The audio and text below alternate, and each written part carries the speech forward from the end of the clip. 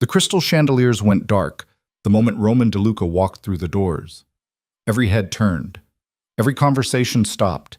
And Alara Ashford, the family disgrace, the forgotten twin, the woman her sister invited just to mock, stepped out of the shadows on the arm of the most dangerous man in the city. Her sister's perfect wedding froze. The groom's face drained of color. Because Roman didn't come to celebrate, he came to collect. And tonight, the woman everyone pitied would watch an empire crack open at her feet. Like this video, drop your city in the comments so I can see how far this story travels. And let's begin. The first thing Alara noticed when she stepped out of the black SUV was the silence. Not the quiet hum of polite conversation or the delicate clink of champagne glasses. Real silence.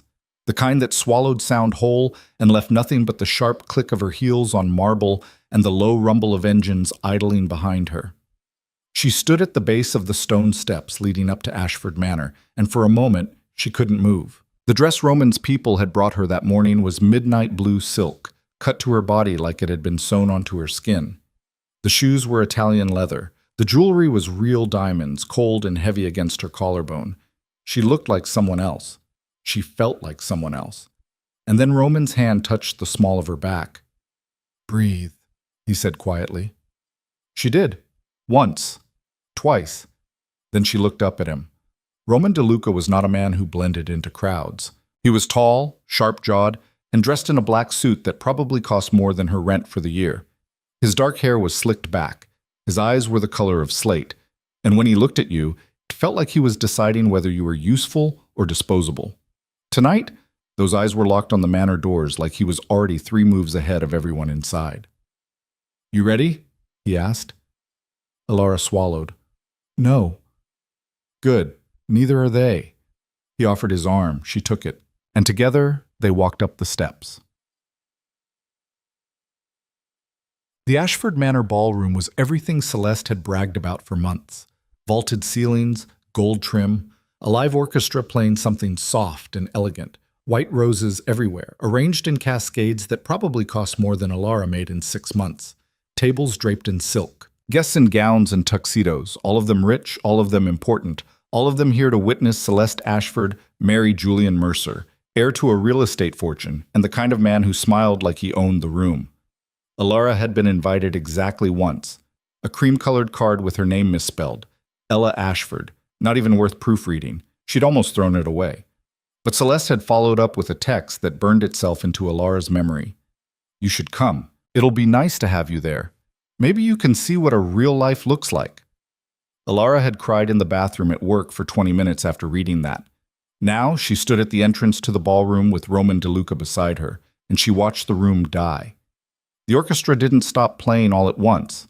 It stuttered. The violinist missed a note. The cellist dragged a bow too hard. And then, one by one, the musicians looked up and saw what everyone else was seeing. Roman DeLuca had entered the building. Conversations stopped mid-sentence. Champagne glasses paused halfway to lips. Heads turned. Eyes widened. And in the center of the room, standing beneath an arch of white roses, Celeste Ashford went completely still. She was beautiful. She always had been.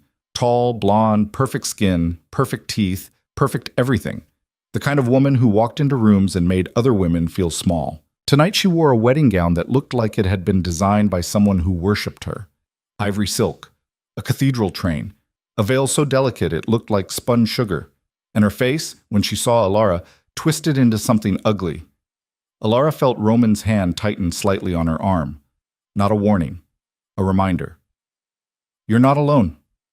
Julian Mercer, the groom, was standing beside Celeste. He was handsome in the way rich men often were, clean-cut, confident, expensive haircut. But when he saw Roman, the color drained out of his face so fast, Alara thought he might faint. "Alara?" Celeste's voice cut through the silence like a whip. "What are you doing here?" Alara opened her mouth, closed it. Her throat was dry.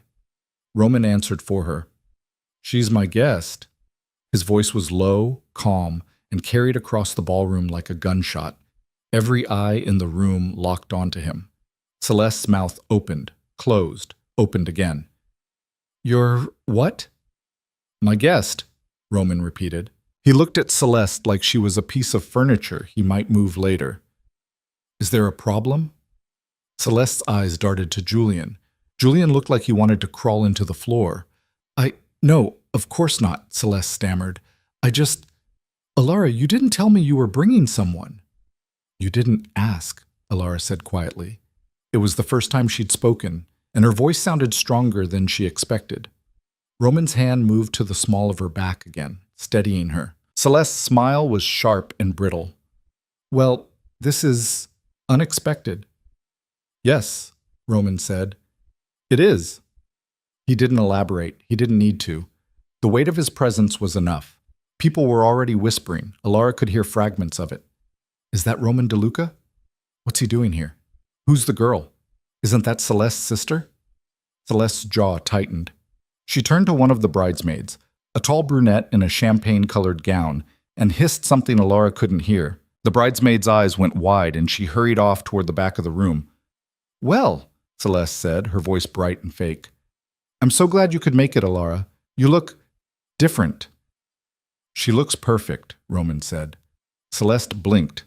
I'm sorry? You heard me. The tension in the air was thick enough to choke on. Julian shifted uncomfortably beside Celeste, and for the first time, Alara noticed the sweat beading on his forehead. Let's get you a drink, Roman said, guiding Alara away from the entrance. They moved through the crowd, and people parted like water. No one spoke to them. No one dared. Alara could feel eyes on her back, could hear the whispers growing louder, but she kept her head up and followed Roman's lead. He stopped at the bar and ordered 2 glasses of champagne without asking what she wanted. The bartender's hand shook as he poured. You okay? Roman asked, handing her a glass. Alara nodded, even though her heart was pounding so hard she thought it might break through her ribs. I didn't think it would be like this. Like what? Like everyone's afraid of you. Roman's mouth twitched. It wasn't quite a smile. They should be. Why? He didn't answer. Instead, he lifted his glass and touched it to hers. To sisters. Alara drank. The champagne was cold and sharp and tasted like something she'd never be able to afford again after tonight. Celeste found them 20 minutes later. She swept across the ballroom with Julian trailing behind her like a nervous shadow, and when she reached them, her smile was so tight it looked painful. Alara, she said, her voice dripping with false warmth. Can I steal you for a minute? No, Roman said. Celeste's smile froze. Excuse me? She's fine where she is. I'd like to speak to my sister, alone. Then you should have treated her better when you had the chance. Celeste's eyes flashed. I don't know who you think you are. Yes, you do. The words were quiet, but they landed like a slap. Celeste's mouth snapped shut. Julian shifted uncomfortably beside her, tugging at his collar. Celeste, Julian said quietly, maybe we should... Shut up, Julian. Alara's eyes widened.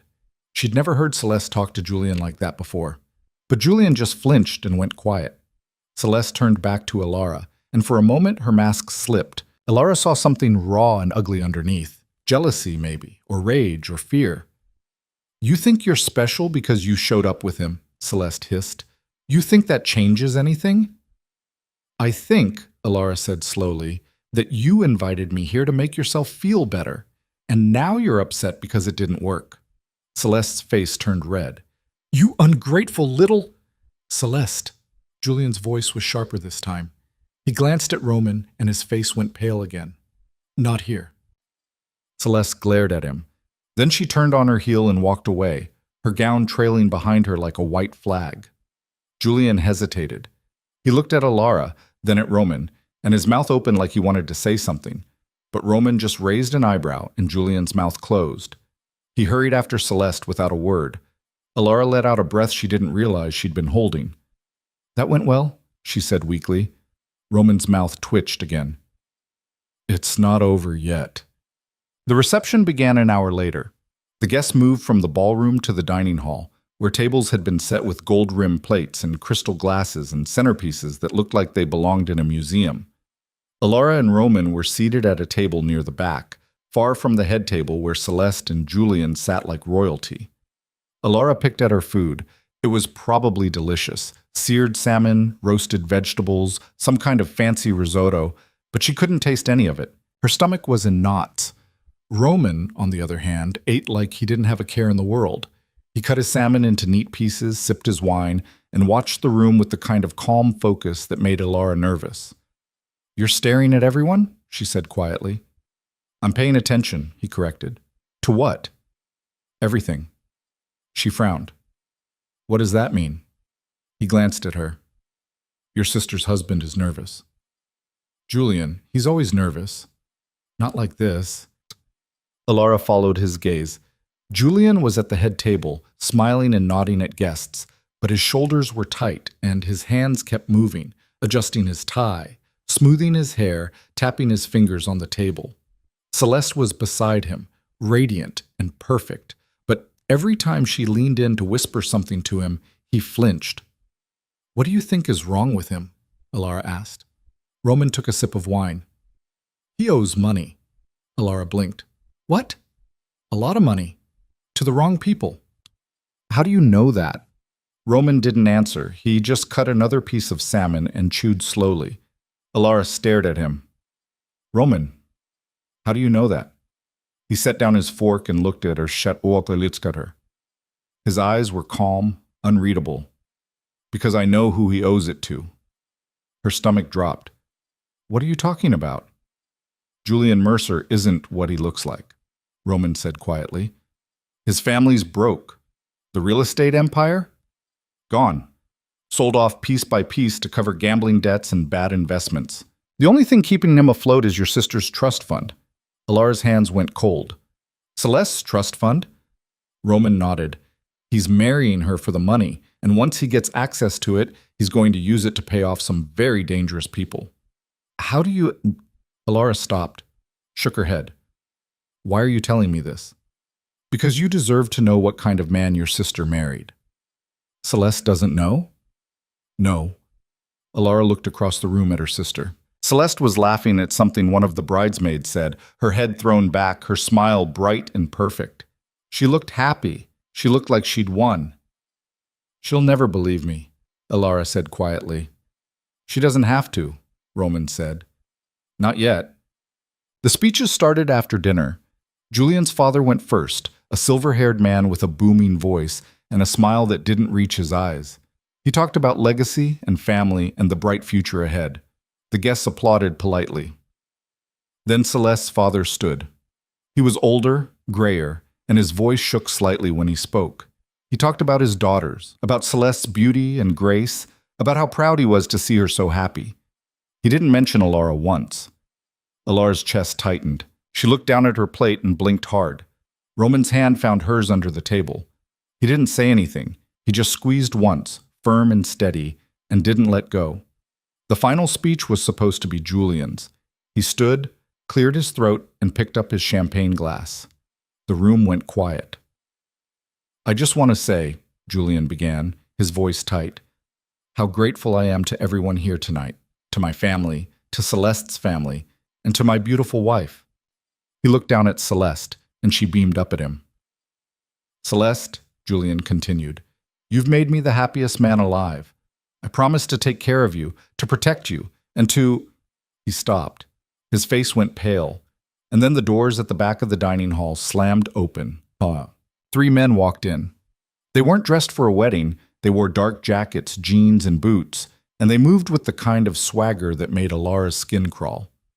The one in front was tall and broad-shouldered, with a shaved head and a scar running down the side of his face. The room went silent. Julian dropped his champagne glass. It shattered on the floor. "Julian Mercer," the man with the scar said, his voice carrying across the room. "You're a hard man to find." Julian's mouth opened and closed. No sound came out. Celeste stood slowly. "Excuse me," she said, her voice icy. "This is a private event. You need to leave."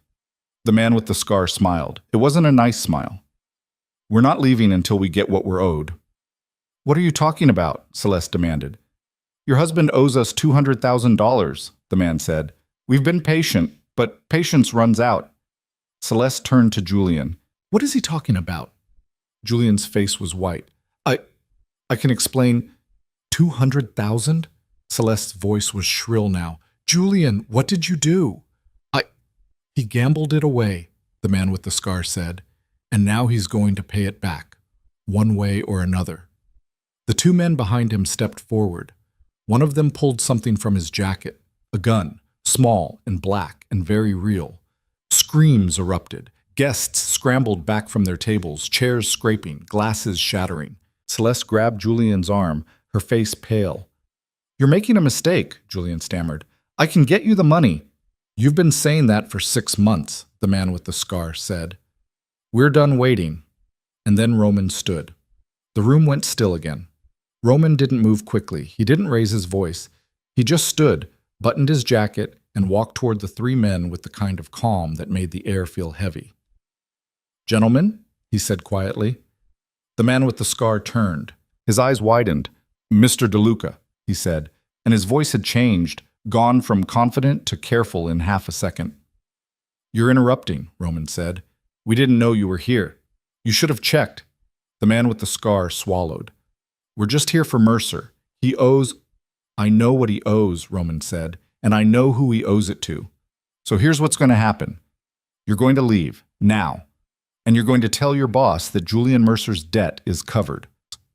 The man's eyes narrowed. "Covered by who?" "By me." Silence. "Why would you do that?" the man asked slowly. Roman smiled. It was the kind of smile that made Alara's blood run cold. "Because I'm feeling generous," he said, "and because if you don't leave in the next 10 seconds, I'm going to make you wish you had." The man with the scar stared at him. Then he looked at the other two men. Then he looked back at Roman. "Tell your boss we'll be in touch," the man said finally. He turned and walked toward the doors. The other two followed. The one with the gun didn't even look back. The doors slammed shut behind them. For a long moment, no one moved. Then Celeste's voice rang out, high and furious. "What the hell just happened?" Julian was shaking. "Celeste, I can explain." "Explain?" She whirled on him. "You owe money to criminals? You brought them to our wedding? I didn't think they'd—" "You didn't think?" Her voice cracked. "You married me for my money, didn't you?" Julian's face crumpled. "No, Celeste, I love you." "Liar!" She slapped him. The sound echoed through the dining hall. Julian stumbled back, his hand on his cheek, his eyes wide and wet. Celeste turned and ran. Down. Alara found her 20 minutes later. She was in the library, sitting on the floor in her wedding gown, mascara running down her face. The veil was crumpled beside her. She looked small, broken. Alara stood in the doorway, unsure whether to speak. "Go away," Celeste said without looking up. "Celeste, I said go away." Alara didn't move. Celeste looked up, her eyes red and swollen. "What do you want? You here to gloat?" "No. Then what?" Alara stepped into the room and sat down on the floor beside her sister. The silk of her dress pooled around her legs. "I'm sorry," Alara said quietly. Celeste laughed bitterly. "You're sorry? For what?" "That this happened." "You don't get to be sorry," Celeste spat. "You don't get to sit here and pretend you care. You've always hated me." "I never hated you." "Liar." Alara looked at her sister, really looked at her, saw the anger and the hurt and the fear underneath it all. "You made it hard not to," Alara said softly. "But I never hated you." Celeste's face twisted. Fresh tears spilled down her cheeks. "He married me for money," she whispered. "That's all I was to him. Money." Alara didn't know what to say, so she just sat there silent while her sister cried. And for the first time in years, they weren't enemies. They were just two women sitting on the floor trying to make sense of the wreckage. They sat there for maybe 10 minutes before Roman found them. He appeared in the doorway of the library without making a sound, and when Alara looked up, his expression was unreadable. He took in the scene, two sisters on the floor, one in a ruined wedding dress, one in borrowed silk, and said nothing. "I need to talk to you," he said to Alara. Celeste's head snapped up. "She's staying here." Roman's eyes shifted to her. "No, she's not." "This is my house." "Actually," Roman said, his voice flat, "it's mine." Celeste blinked. "What?"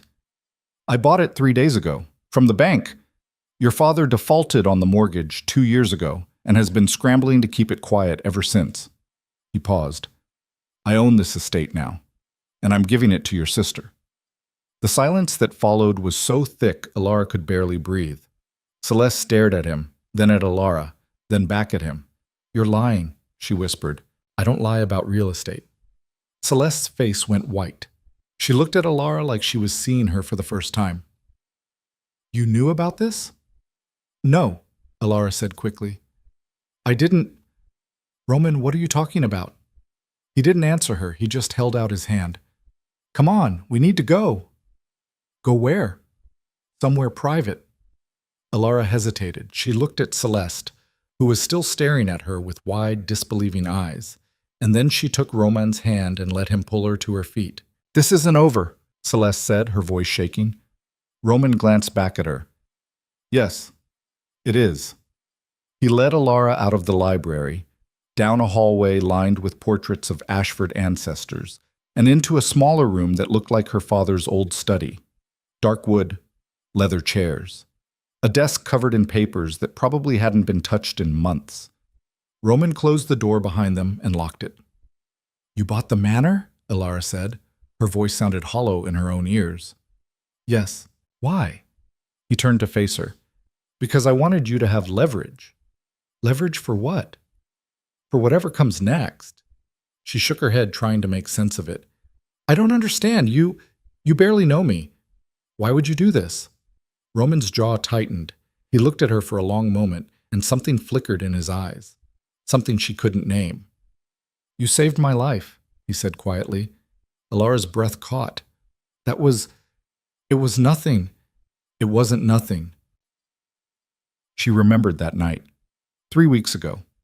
She'd been working a late shift at the Obsidian Room, a private club downtown where the rich and dangerous came to drink and make deals in the shadows. She'd been clearing glasses from a corner booth when she saw it.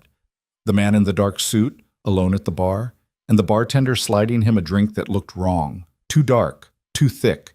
She didn't know why she'd done it. She'd just moved, crossed the room, knocked the glass out of his hand before he could drink. The bartender had gone pale. Security had dragged him out. And the man in the dark suit had looked at her with those cold gray eyes and asked her name. She'd told him. And then she'd gone back to work. She hadn't seen him again until the day before the wedding, when 3 men in black suits showed up at her apartment and told her Mr. DeLuca wanted to repay a debt. I didn't do it for a reward, Alara said now. I know. Then why? Because most people wouldn't have, Roman said. They would have looked the other way. Let it happen, but you didn't. I didn't think about it. Exactly. He stepped closer. You didn't calculate the risk. You didn't weigh the consequences. You just acted, and that's rare. Alara's throat felt tight. I'm not special, Roman. You're not just anything, he interrupted.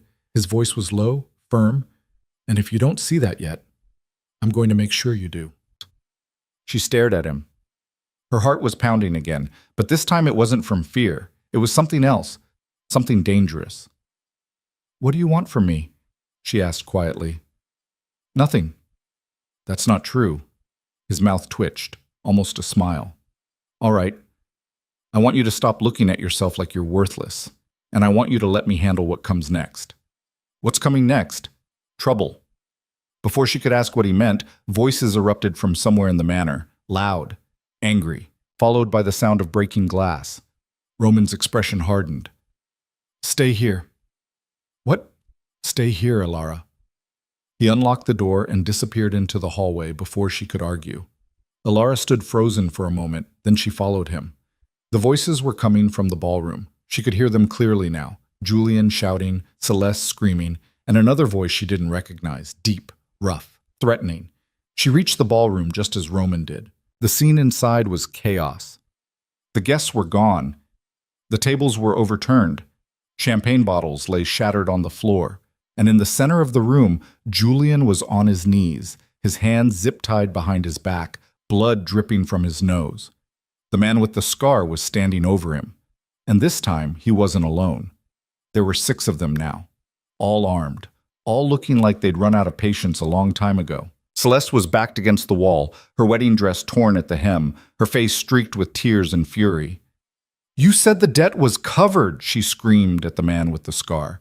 "You said—" "I said we'd be in touch," the man corrected. "And now we're touching. Your husband owes us money, lady, a lot of it, and DeLuca covering the debt doesn't mean it disappears, it just means it transfers." "To who?" Celeste demanded. The man smiled. "To him." He jerked his head toward Roman, who was standing in the doorway with the kind of stillness that made the room feel smaller. "You covered the debt," the man said. "That means Mercer owes you now. And we're here to collect on behalf of our boss. Because our boss, he doesn't like loose ends." Roman's voice was ice. "Your boss sent you here to collect from me?" The man's smile faltered. "Not from you. From Mercer. Mercer owes me, which means you're here to interfere with my business." "That's not—" "Get out." The words were quiet, almost polite, but the weight behind them made Alara's skin crawl. The man with the scar hesitated, then he straightened. "You can't just—" Roman moved. He crossed the room in 3 strides, grabbed the man by the throat, and slammed him into the wall so hard the portraits rattled. The other 5 men raised their guns. "Put those down," Roman said, his voice still calm, "or I break his neck." The man with the scar clawed at Roman's hand, his face turning red. "You're making a mistake." "No," Roman said. "You are." He let go. The man collapsed to the floor, gasping. Roman turned to the others. "You have 10 seconds to leave. If you're still here after that, I'll kill all of you." One of the men laughed nervously. "You can't kill 6 armed men by yourself." Roman pulled a gun from inside his jacket. It was black, sleek, and very real. He didn't point it at anyone. He just held it. "Try me," he said. No one moved. 10, Roman said. The man with the scar scrambled to his feet. 9. One of the other men lowered his gun. 8. Another followed. 7. The man with the scar glanced at Julian, then at Roman, then at the door. "We're leaving," he said hoarsely, "but this isn't over." "Yes," Roman said. "It is."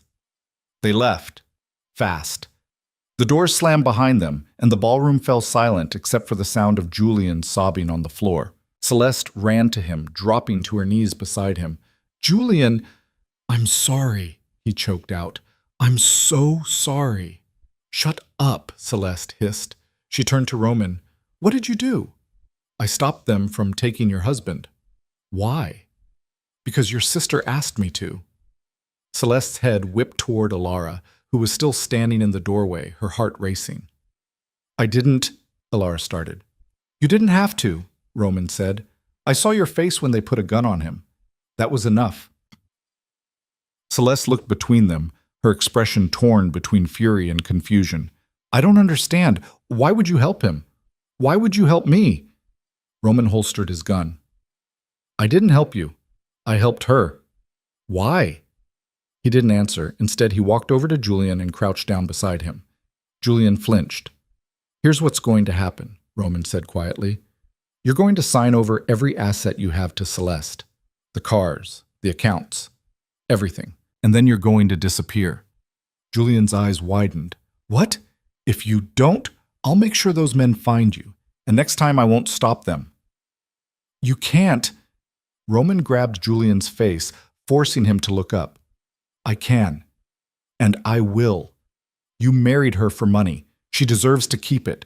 So sign the papers, walk away, and never contact her again." Julian's lip trembled. "Celeste." Celeste stood slowly. Her hands were shaking, but her voice was steady. "Do it. Celeste, please. Do it, Julian, or I swear I'll let him kill you myself." Julian's face crumpled. He nodded. Roman let him go and stood. "My lawyers will have the paperwork ready by tomorrow. Sign it, then leave." He turned and walked toward Alara. When he reached her, he took her arm gently and guided her out of the ballroom. Behind them, Celeste sank back to the floor beside Julian, and Alara heard her sister's voice, low and broken, say something she couldn't quite make out. They walked in silence through the manor, past the shattered champagne glasses and overturned chairs, past the guests' abandoned coats and purses, until they reached the front steps where the black SUVs were still waiting. Roman opened the door for her. "Get in," he said. "Where are we going?" "Somewhere safe." Alara hesitated. She looked back at the manor, at the place she'd grown up, the place where she'd always been invisible, the place that apparently belonged to her now, and then she got in the car. Roman slid in beside her. The driver pulled away without a word. They drove in silence for a while. Alara watched the city lights blur past the window, her mind racing. "You didn't have to do all this," she said finally. "Yes, I did." "Why?" He looked at her, really looked at her, and for the first time she saw something in his eyes that wasn't cold or calculating. It was something softer, something human. "Because you deserved it," he said simply.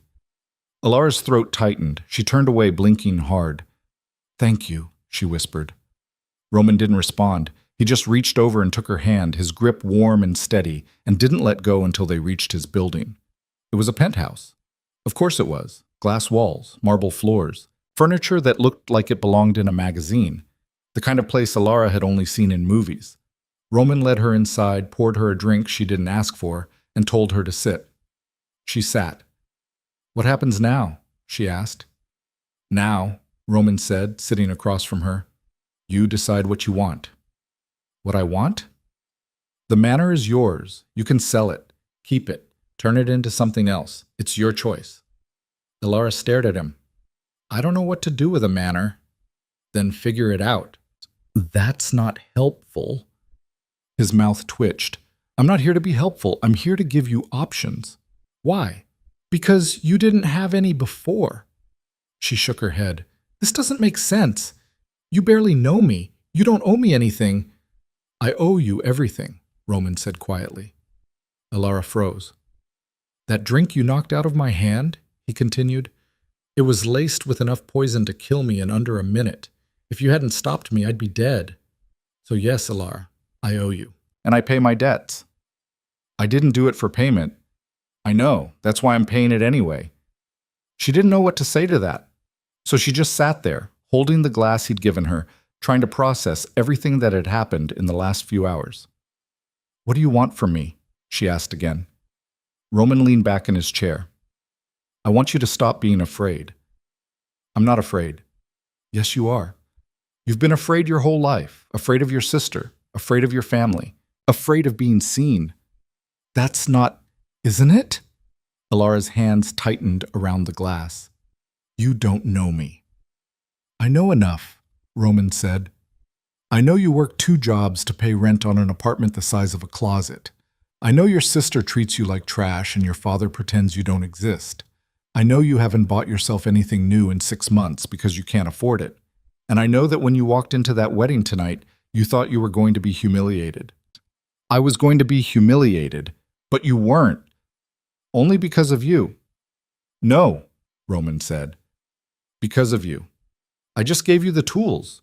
You're the one who used them." Alara looked down at her hands. The diamond necklace he'd given her felt heavy against her skin. "I don't know how to be the person you think I am," she said quietly.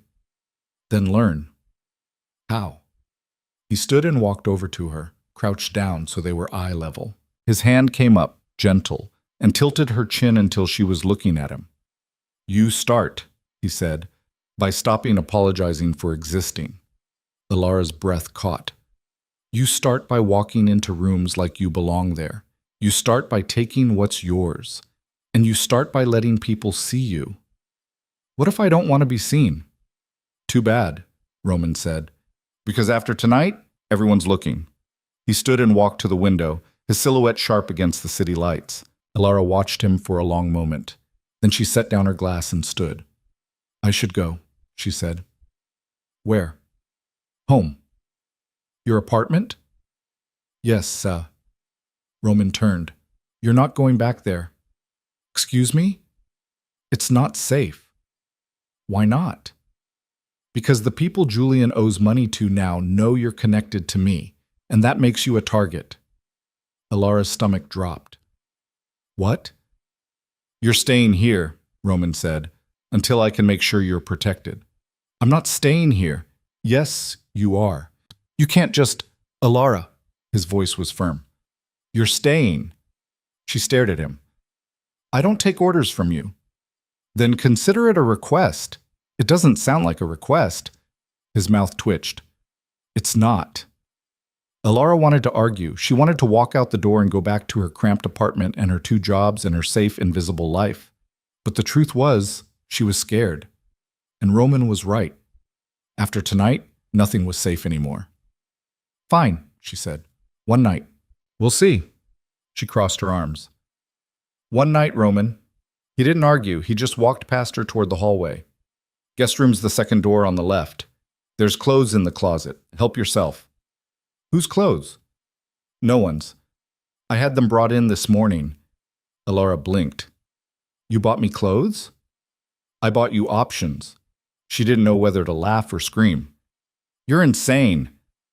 Probably. He glanced back at her. Get some sleep. Tomorrow's going to be worse. Worse how? You'll see. He disappeared down the hallway, leaving Alara standing alone in the living room, surrounded by glass and marble and a life that didn't feel like hers. She stood there for a long time. Then she walked to the guest room, found a pair of silk pajamas that fit perfectly, and collapsed onto a bed that was softer than anything she'd ever slept on. She didn't sleep. She just lay there, staring at the ceiling, wondering what the hell she'd gotten herself into. And somewhere in the building, Roman stood at his own window, looking out at the city, and made a phone call. It's done, he said when the person on the other end picked up. A pause. Yes, she's here. Another pause. I don't care what your boss wants. The debt's covered, Julian's out, and if anyone tries to touch her, I'll burn your operation to the ground. He hung up without waiting for a response. Then he poured himself a drink and stood there for a long time, thinking about a woman who'd saved his life without asking for anything in return. And for the first time in years, Roman DeLuca felt something he didn't recognize. It might have been guilt, or gratitude, or something worse. He drank the whiskey in one swallow and tried not to think about it. The next morning came too fast. Alara woke to sunlight streaming through floor-to-ceiling windows and the smell of coffee. She sat up slowly, disoriented, and it took her a moment to remember where she was. Roman's penthouse. Right. She got out of bed, pulled on a robe she found hanging on the door, and followed the smell of coffee into the kitchen. Roman was already dressed. Black slacks, white shirt, no tie. He looked like he'd been awake for hours. He handed her a mug without a word. Sleep well? He asked. No. Good. Neither did I. She took a sip of coffee. It was perfect. Of course it was. What happens now? She asked. Roman set down his own mug. Now we deal with the fallout. What fallout? He pulled out his phone and showed her the screen. It was a news article. The headline read, Mafia boss Roman DeLuca crashes Ashford wedding. Chaos erupts. Below it was a photo of her and Roman walking into the manor, her hand on his arm, her face visible and clear. Alara's stomach dropped. Oh no. Oh yes. I'm going to lose my jobs. You don't need your jobs, Roman said calmly. Yes, I do. No, you don't. Because as of this morning, you own a $12 million estate. Alara set down her coffee before she dropped it. 12 million? Give or take. Roman, I can't. You can, and you will. She shook her head. I don't want this. Too bad. It's yours. I can't run a manor, then hire people who can. With what money? Roman reached into his pocket and pulled out a black credit card. He set it on the counter in front of her. What's that? Alara asked. Your new line of credit. No limit. Use it however you want. She stared at the card like it might bite her. I'm not taking your money. It's not mine. It's yours. Consider it back pay for saving my life. That's not how debts work. It is when I say it is. Alara's hands were shaking. She pressed them flat against the counter. Why are you doing this? Roman looked at her for a long moment. Then he said, Because I want to. That's not an answer. It's the only one you're getting. Before she could argue, his phone buzzed.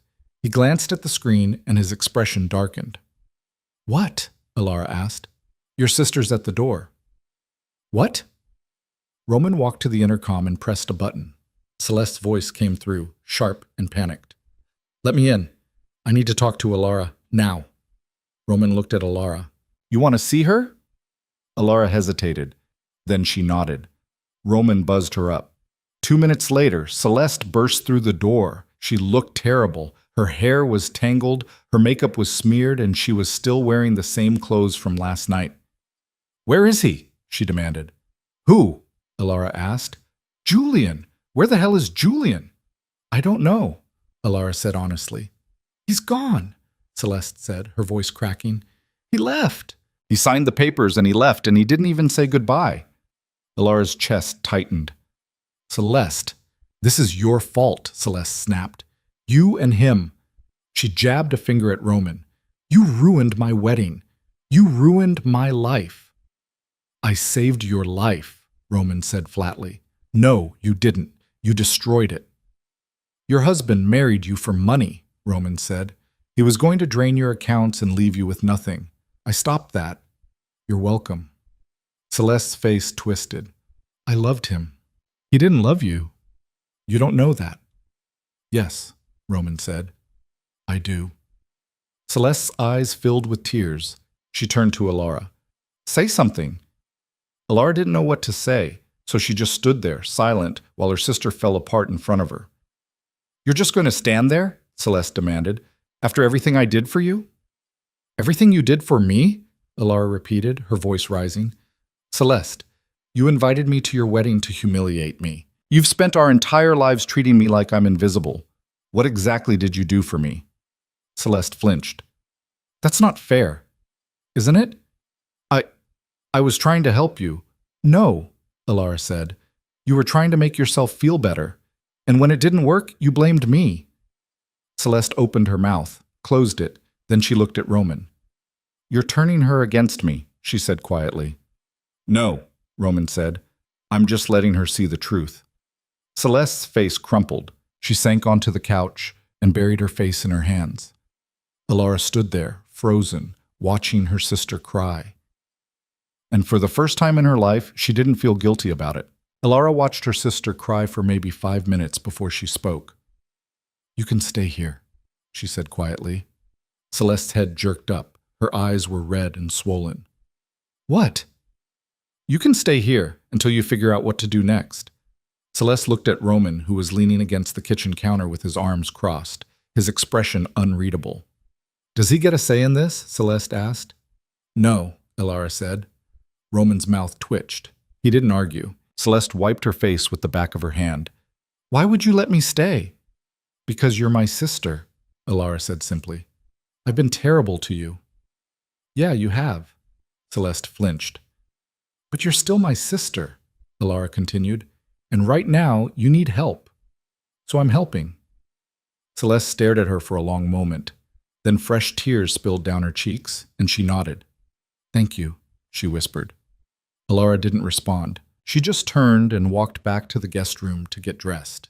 Behind her, she heard Roman say something to Celeste in a voice too low to make out. She didn't try to listen. She just pulled on a pair of jeans and a sweater from the closet Roman had stocked and tried to figure out what the hell she was supposed to do next. When she came back out, Celeste was sitting on the couch with a cup of coffee, looking small and lost. Roman was gone. Where'd he go? Alara asked. He said he had business to handle, Celeste said. Her voice was flat. He told me not to leave the building. Why? Because apparently Julian's debt collectors aren't the only people I need to worry about now. Celeste looked up at her. Is that true? Are we in danger? I don't know, Alara admitted. Great. Celeste set down her coffee. This is a nightmare.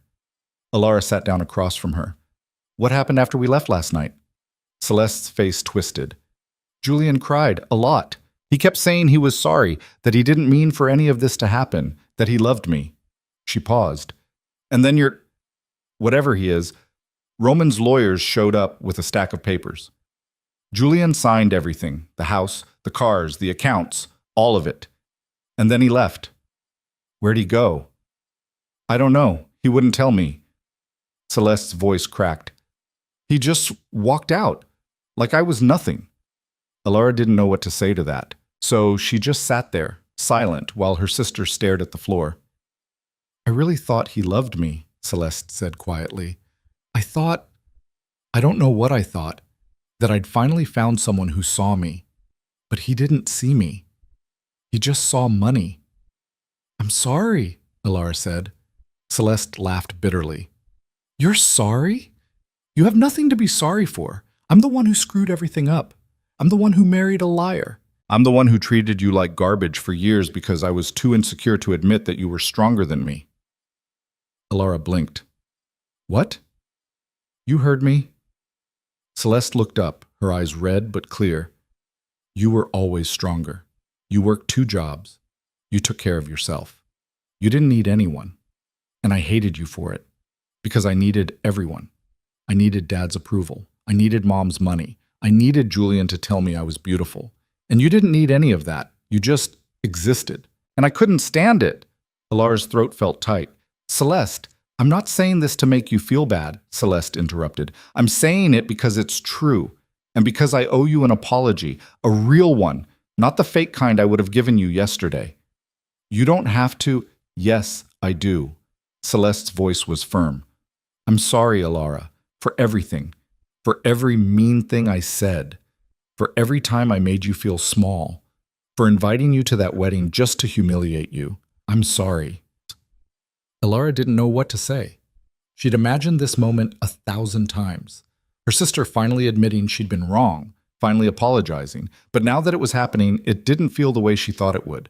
It didn't feel triumphant or satisfying. It just felt sad. I forgive you, she said quietly. Celeste's face crumpled. Why? Because holding on to it won't help either of us. Celeste wiped her eyes again. You're a better person than I am. I don't know about that. I do. They sat in silence for a while. Then Celeste said, What are you going to do with the manor? Alara shook her head. I have no idea. You could sell it. Roman said the same thing. Are you going to? I don't know. Alara looked at her sister. What would you do? Celeste thought about it. I'd keep it, turn it into something, a hotel maybe, or a venue, something that makes money. I don't know how to run a hotel. Then hire someone who does. Alara laughed weakly. You sound like Roman. He's not wrong, Celeste said. You've got options now, real ones. You should use them. I don't know how. Then figure it out. Celeste paused. And if you need help, I'll help you. Alara looked at her. Really? Really. Celeste's mouth twitched into something that almost looked like a smile. Consider it penance. Before Alara could respond, the door opened and Roman walked back in. He had a folder in one hand and his phone in the other, and his expression was grim. We have a problem, he said. Alara's stomach dropped. What kind of problem? Roman set the folder on the table. Julian's debt wasn't just to one group, it was to 3, and they're all coming for payment. But you covered it, Celeste said. You said, I covered it with one group, Roman interrupted. The one that showed up last night. But the other 2 don't care. They want their money, and they're willing to go through you to get it. Celeste went pale. Through me. Through both of you. Roman looked at Alara. They know you're connected to me now, which means they think they can use you as leverage. Leverage for what? Alara asked. To get me to pay the rest of Julian's debts. And if you don't? Roman's jaw tightened. They'll hurt you to prove a point. The room went cold. So what do we do? Alara asked. You stay here, Roman said. Both of you. Don't leave. Don't answer the door. Don't talk to anyone you don't know. I'll handle the rest. Handle it how? Celeste demanded. Roman's eyes were hard. You don't want to know. Yes, I do. No, you don't. Celeste stood. This is my fault. Julian's my husband, ex-husband, whatever. I should be the one dealing with this. You can't deal with this, Roman said flatly. Why not? Because you don't have the resources, or the connections, or the stomach for what needs to happen. Celeste's face flushed. You don't know what I'm capable of. Yes, Roman said. I do. And right now, what you're capable of is staying here and keeping your sister safe. That's it. Celeste looked like she wanted to argue, but she didn't. She just sat back down, her hands shaking. Roman turned to Alara. I need you to trust me. I do, she said. Then don't leave this building, not for any reason. What if... No exceptions, Alara. She nodded. Okay. Roman looked at her for a long moment, then he walked to the door. Wait, Alara said. He stopped. Where are you going? To end this, he said, and then he was gone. The next 2 days were the longest of Alara's life. She and Celeste stayed in the penthouse, surrounded by glass and marble and silence. Roman's staff brought them food, clean clothes, anything they needed, but they didn't see Roman. He didn't call. He didn't text. He just disappeared. Alara tried not to think about what he was doing, but her mind kept going there anyway. She imagined him in dark rooms with dangerous men. Imagined guns and blood and violence. Imagined him not coming back. Celeste, to her credit, didn't complain. She stayed quiet, kept to herself, and only spoke when spoken to. It was strange seeing her sister like this, stripped of her confidence, her beauty, her sense of superiority. She looked human, vulnerable. On the second night, Celeste knocked on Alara's door. Can I come in? She asked. Yeah. Celeste sat on the edge of the bed. She looked tired. I can't stop thinking about Julian. What about him? I keep wondering if he ever loved me, even a little. Celeste's voice was small. Or if it was always just about the money. Alara didn't know how to answer that, so she said, Does it matter? I don't know. Maybe. Celeste looked at her. Do you think Roman loves you? Alara blinked. What? Roman. Do you think he loves you? No, we barely know each other. But he bought you a manor, and he's risking his life to protect you.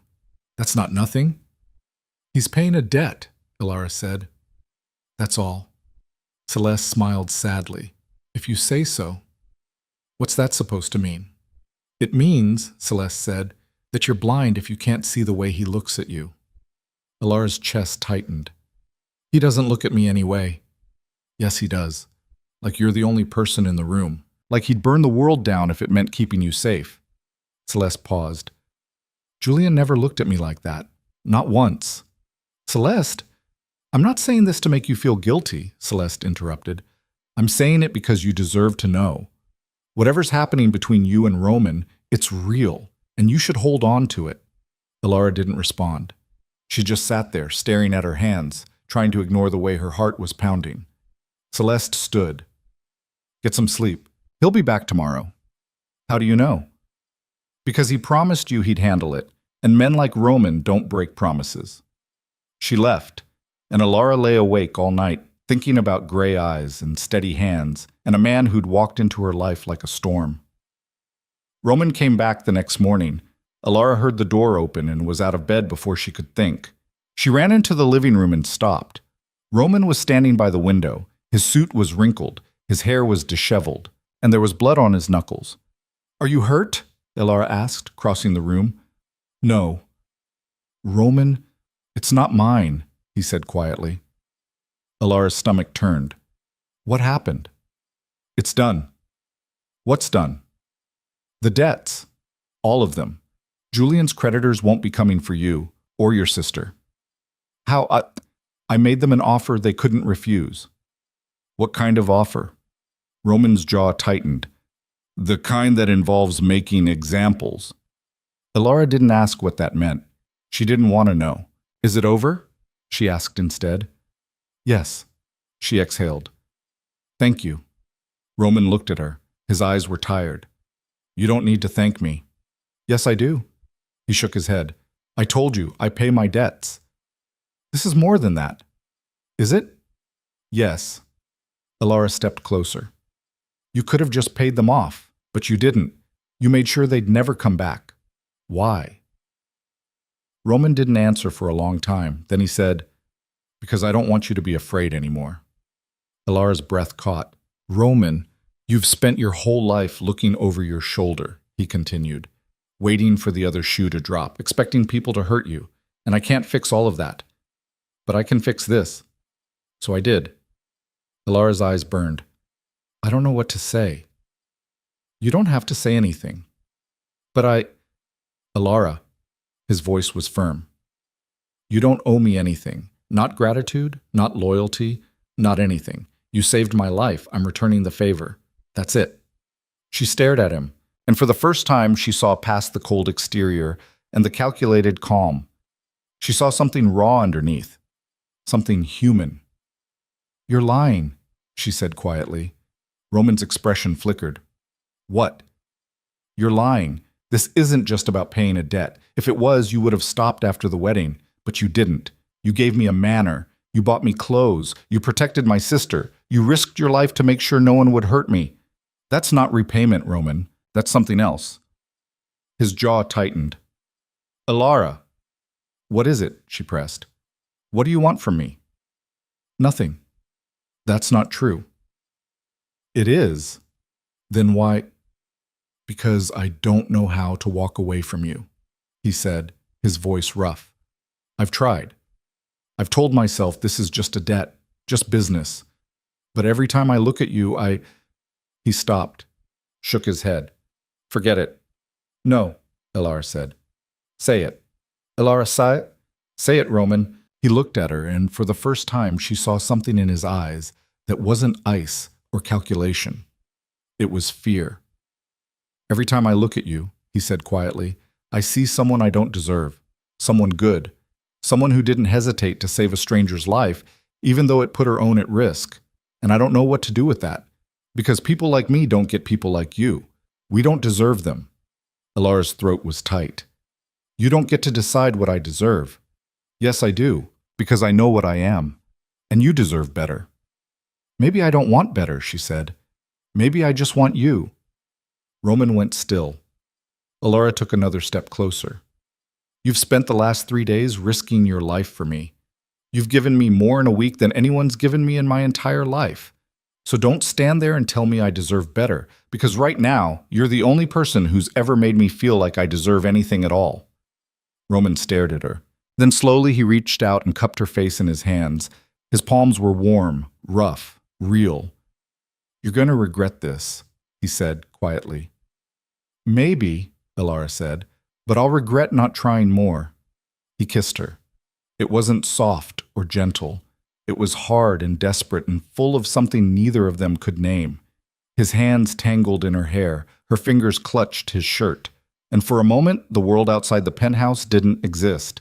When they finally pulled apart, both of them were breathing hard. We shouldn't do this, Roman said. Probably not, Alara agreed. It's a bad idea. Terrible. His mouth twitched. You're not helping. I'm not trying to. He kissed her again, and this time neither of them pulled away. They stayed like that for a long time, and when they finally broke apart, Roman rested his forehead against hers and said, If we do this, there's no going back. I know, Alara said. People will come after you because of me. I know. Your life won't be safe. I know. And you're okay with that? She pulled back and looked at him. I've spent my whole life being safe, and it got me nowhere. So yeah, I'm okay with it. Roman's expression softened. You're insane. Maybe, Alara said, but so are you. He laughed. It was a real laugh, low and rough, and it made her chest ache. Yeah, he said. I am. He kissed her one more time. Then he pulled away and walked to the window, his shoulders tense. What happens now? Alara asked. Now, Roman said, we deal with my father. Alara's stomach dropped. Your father? Roman's jaw tightened. He knows about you, and he's not happy. Why? Because he thinks you're a distraction, a weakness, and he's going to try to use you to control me. How? Roman turned to face her. His eyes were hard. By taking you away from me. He can't. Yes, he can. My father's not a good man, Alara. He's worse than anyone you've met so far. And if he decides you're a problem, he'll make you disappear. Alara's blood ran cold. What are we going to do? I'm going to stop him, Roman said simply. How? By doing what I should have done years ago. He paused. I'm going to take him down. Alara stared at him. Roman, he's coming here, Roman interrupted. Tonight. And when he does, I need you and your sister to stay in the guest room. No matter what you hear, no matter what happens, you stay there. Do you understand? Yes? I'm serious, Alara. He's dangerous. I understand. Roman looked at her for a long moment. Then he crossed the room, pulled her into his arms, and held her tight. If this goes wrong, he said quietly, I need you to run. Get your sister and go to the manor. The deed's in your name. It's safe. And there's enough money in your account to keep you both comfortable for the rest of your lives. Nothing's going wrong, Alara said. But if it does, it won't. He pulled back and looked at her. How do you know? Because you don't break promises, she said. And you promised me this would be over. Roman's mouth twitched. You've got too much faith in me. Maybe, Alara said. But I'm keeping it anyway. He kissed her forehead.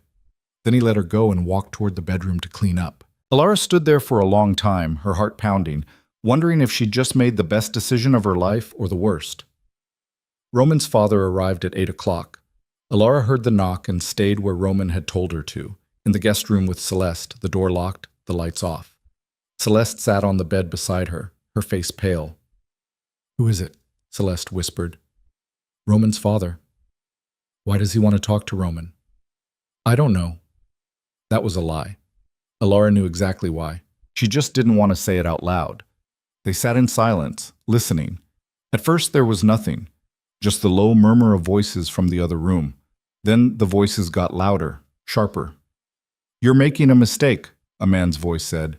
It was deep, cold, authoritative. She's nobody, a waitress, and you're risking everything for her. I'm not risking anything, Roman said.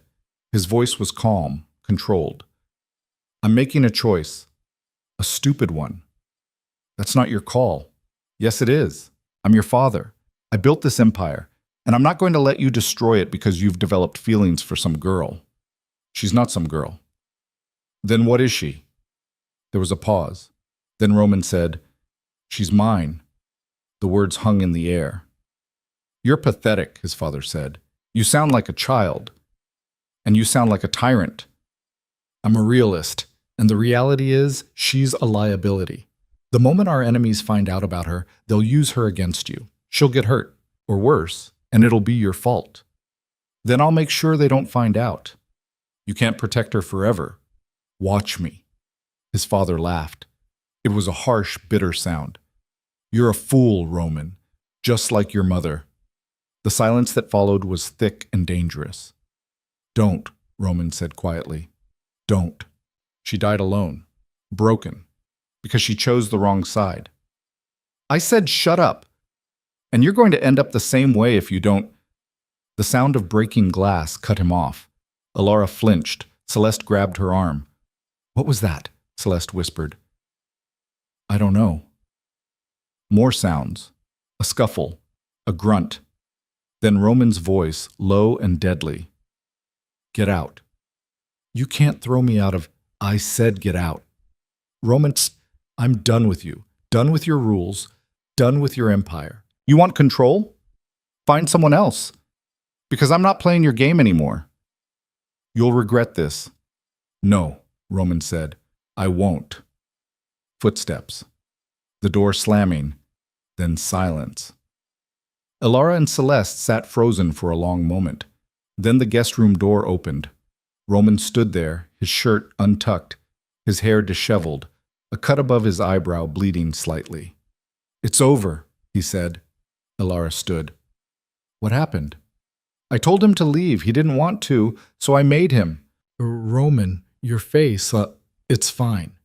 He walked over to her, his hands cupping her face. Are you okay? I'm fine, but I'm fine too. He kissed her forehead. It's over, Alara. He's not coming back. How do you know? Because I made it clear what would happen if he did. Alara didn't ask. She just wrapped her arms around him and held on tight. Behind them, Celeste cleared her throat. So, that's your father? Was, Roman corrected. Not anymore. What does that mean? It means, Roman said, that as of tonight, I'm no longer part of his organization. I'm out. For good. Celeste's eyes widened. You can just do that? I just did. But no buts, Roman said. I made my choice, and I'm sticking with it. He looked at Alara, and she saw it again. That thing in his eyes that wasn't ice or calculation. It was warmth. It was something real. What happens now? She asked. Roman's mouth twitched into a smile. Now, we figure out what comes next, together. Alara smiled back. Together. And for the first time in her life, she believed it. The next morning, Alara woke up to an empty bed and the smell of coffee again. She lay there for a moment, staring at the ceiling, trying to process everything that had happened in the last week. A wedding. A manor. A man who'd walked away from his entire empire because of her. It didn't feel real. She got up, pulled on one of Roman's shirts that was draped over a chair, and padded barefoot into the kitchen. Roman was already there, dressed in jeans and a black t-shirt, looking more relaxed than she'd ever seen him. He glanced up when she walked in, and his mouth curved into something that almost looked like a smile. Morning, he said. Morning. She accepted the coffee he handed her. Did you sleep? A few hours. That's not enough. It's enough for now. He leaned against the counter, watching her. How do you feel? Confused, overwhelmed, terrified. She took a sip of coffee. All of the above. That's fair. What about you? Roman was quiet for a moment. Lighter, he said finally, like I just dropped a weight I've been carrying for 20 years. Do you regret it? No. Not even a little? Not even a little. He set down his mug and crossed his arms. My father's been controlling my life since I was 16, telling me who to work with, who to trust, who to eliminate. I'm done with that. I'm done with him. What if he comes back? He won't. How do you know? Roman's expression darkened. Because I made it very clear what would happen if he did. And my father's a lot of things, but he's not stupid. Alara wanted to ask what exactly he'd said, but something in his eyes told her she didn't want to know, so she changed the subject. What happens to his empire now? It fractures. His lieutenants will fight for control. Some will win. Some will die. But that's not my problem anymore. And you're okay with that? I'm better than okay with it. He pushed off the counter and walked over to her. I spent 15 years building something I didn't believe in. Now I get to build something I do. What's that? I don't know yet, he admitted. But I'll figure it out. Alara looked up at him. We'll figure it out. His hand came up to cup her face. Yeah, we will. He kissed her, soft and slow, and for a moment everything else disappeared. When they pulled apart, Celeste was standing in the doorway, arms crossed, eyebrow raised. Morning, she said dryly. Hope I'm not interrupting. Alara's face flushed. You're not. We were just. Relax. I don't care. Celeste walked to the coffee pot and poured herself a cup. So what's the plan? We staying here forever, or are we actually going to do something with our lives? What do you want to do? Roman asked. Celeste shrugged. I don't know. I've spent the last 5 years planning a wedding that turned into a disaster and a marriage that lasted less than 48 hours. I'm not exactly overflowing with career options. You went to business school, Alara pointed out. For 2 years. Then I dropped out because Dad said I didn't need it. Celeste's mouth twisted. Turns out he was wrong about a lot of things. Then go back, Roman said. Celeste looked at him. What? Go back to school. Finish your degree. I'm 26 years old. So? So I'm too old to be a college student. That's the stupidest thing I've ever heard, Roman said flatly. You're never too old to learn something, and if you want to be useful, you need skills. Celeste's eyes narrowed. Did you just call me useless? No, I said you need skills. There's a difference. That's still insulting. It's honest. Celeste opened her mouth to argue, then closed it. She looked at Alara. Is he always like this? Pretty much, Alara said. Great. Celeste took a long sip of coffee. Fine. I'll think about it. But I'm not making any promises. Good enough, Roman said. He turned to Alara. What about you? What do you want to do? Alara blinked. Me? You own a $12 million estate. You need to decide what to do with it. I don't. I mean, I thought maybe I could. She stopped, took a breath. I don't know. Then figure it out, Roman said. Not unkindly. You've got time. Not that much time, Celeste interjected. The property taxes on that place are probably insane, and if you're not generating income, you're going to bleed money fast. Alara's stomach sank. I didn't think about that. Of course you didn't, Celeste said, because you've never had to think about real estate or investments or any of that. But I have. And trust me, you need a plan. What kind of plan? Celeste set down her coffee. You turn it into something profitable. A hotel, a venue, something that brings in revenue. Otherwise, you're just sitting on an expensive piece of property that's draining your resources. I don't know how to run a hotel. Then hire people who do, Celeste said, echoing Roman's words from days earlier. You've got the money. Use it. Alara looked at Roman. Is she right? Yes, he said simply.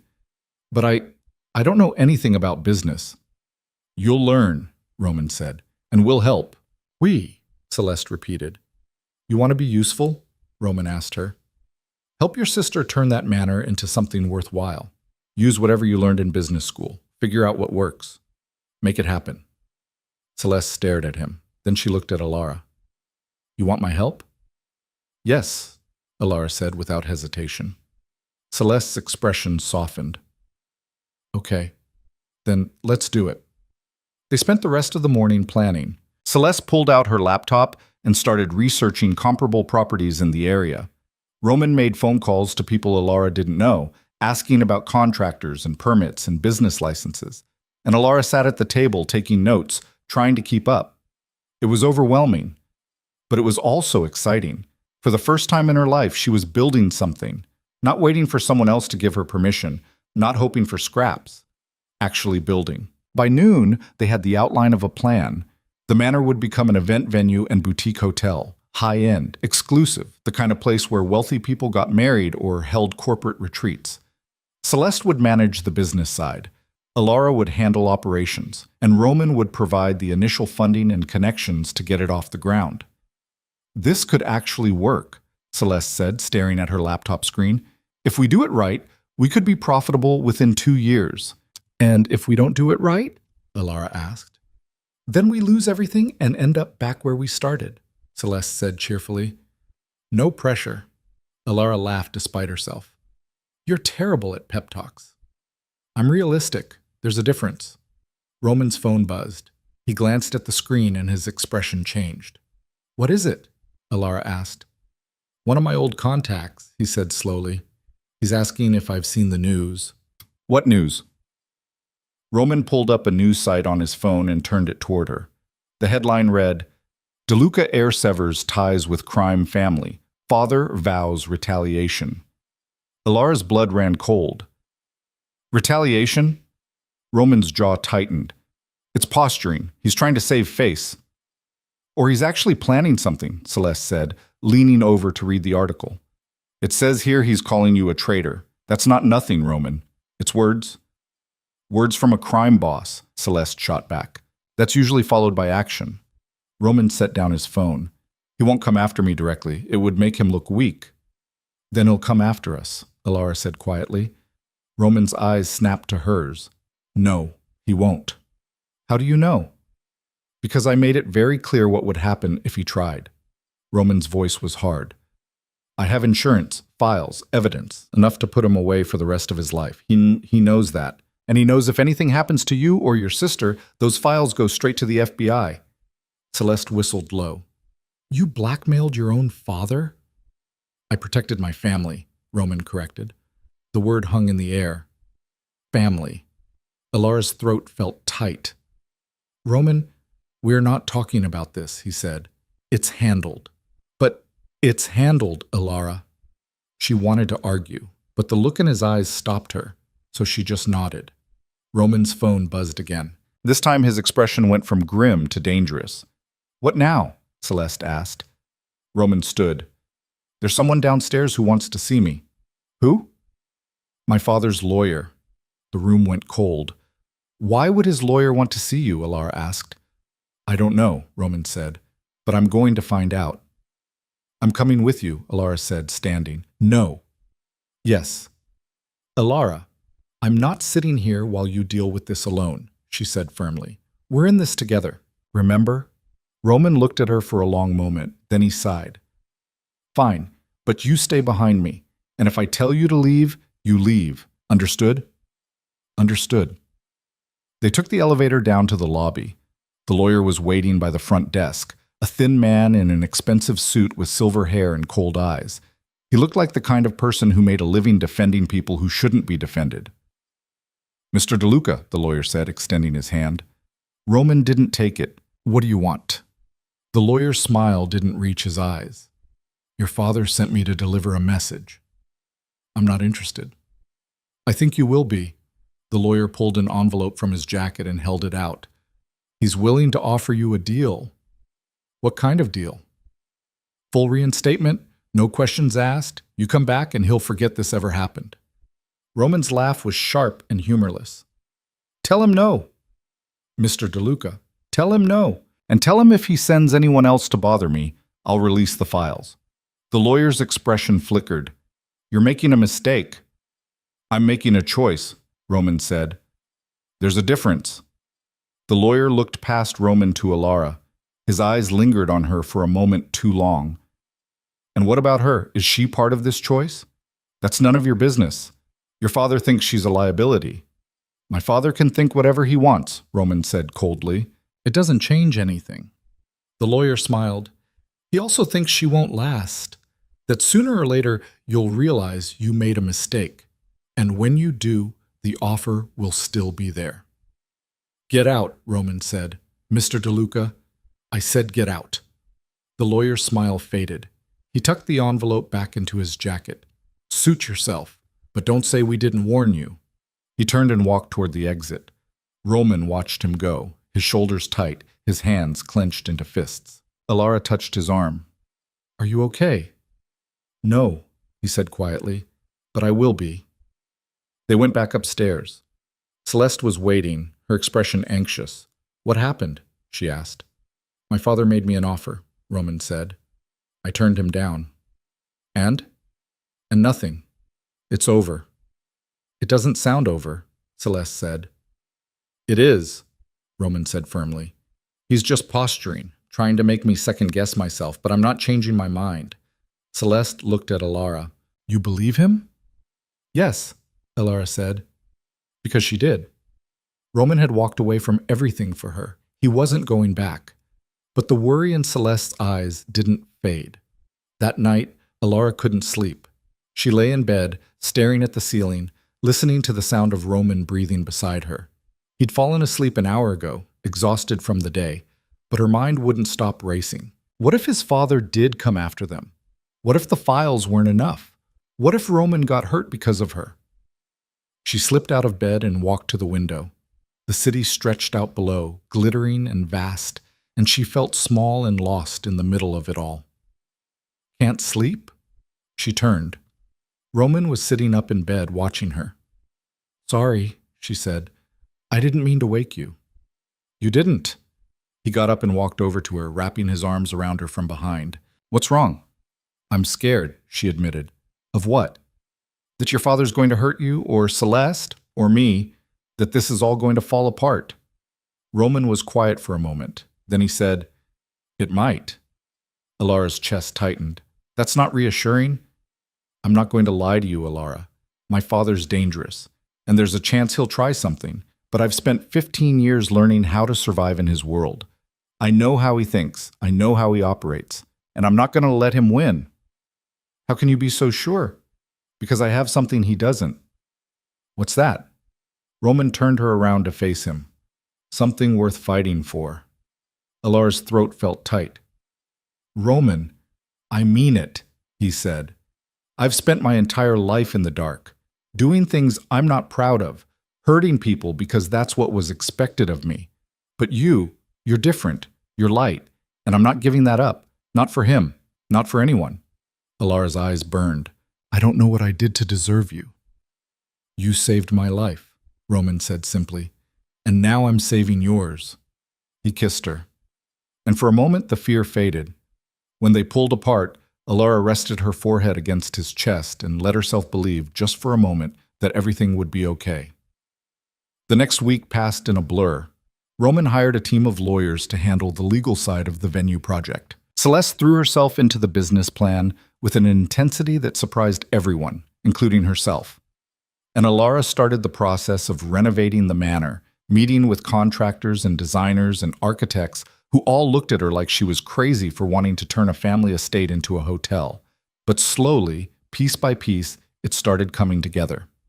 On Friday afternoon, Alara stood in the middle of the manor's grand ballroom, looking at blueprints spread across a folding table. The room was dusty and dim, the chandeliers covered in sheets, but she could see the potential underneath. High ceilings, tall windows, enough space for 300 people. "It's going to be beautiful," Celeste said, walking up beside her. "You think so?" "I know so." Celeste pointed to one of the blueprints. "If we knock down this wall and open up the terrace, we could have indoor-outdoor events. That's huge for summer weddings." Alara smiled. "You're really good at this." "Yeah, I am." Celeste sounded surprised. "I didn't think I would be, but I actually like it." "I'm glad." Celeste looked at her.